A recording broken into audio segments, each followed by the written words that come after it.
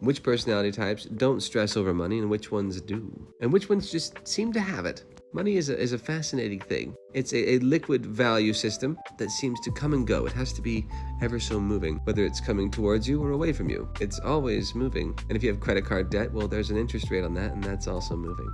So, what fascinates me and irritates me is knowing all of these things. Because what if you're not the type that's as affluent as another? Everybody's jealous of the ENTJs for being so ridiculously wealthy, or the ESTJs for being such penny pinchers, and yet they're the ones who typically have the money. Stereotypically, unless you have this really, really creative P type of personality, specifically the FP types, and all of a sudden they just, they're famous for their weekend and they made plenty of it for the rest of their life. So I live in a world where the arts are like that. Somebody does a Super Bowl commercial with a voiceover and whammo, they're set. They're done. For voiceover. 5 seconds. Oh, but Eric, that took years of training, years to build up to that. Yeah, well, 5 seconds is 5 seconds and anybody can talk. So I'm not jealous. I'm just saying it as it is. And I have seen plenty of people be on TV shows and even commercials when they're not even actors. They just looked the part. And lo and behold, they get residuals for the rest of their life because they fished. Legit, I have a friend who fished in a commercial and it still plays to this day, apparently. So money stresses are so real, and I don't think that's fair. But then again, nothing really is fair. And that's what we agreed to be here, right? We agreed that money would be in our lives. We did.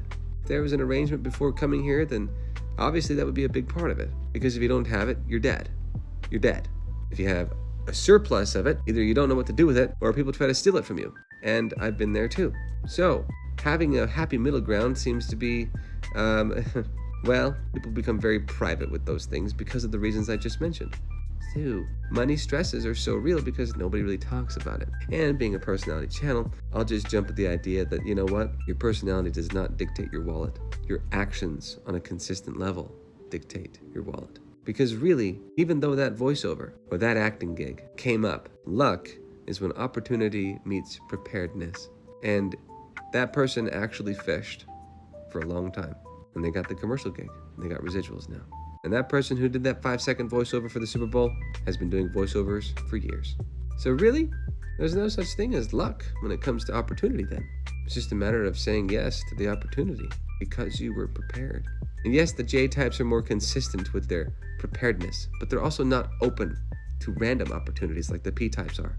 So the P type of personalities are so open to whatever happens and can jump at it at a moment's notice. They're more likely to jump at opportunity than a J type, who is more reserved and structured. It has immediate fears that come up all of a sudden because it throws off their routine, their structure. But that isn't for all J types. There is a spectrum for both. So regardless of your personality, and to help with money stresses, remember that money is liquid and it needs to move. And if you don't keep an eye on it, it's gone.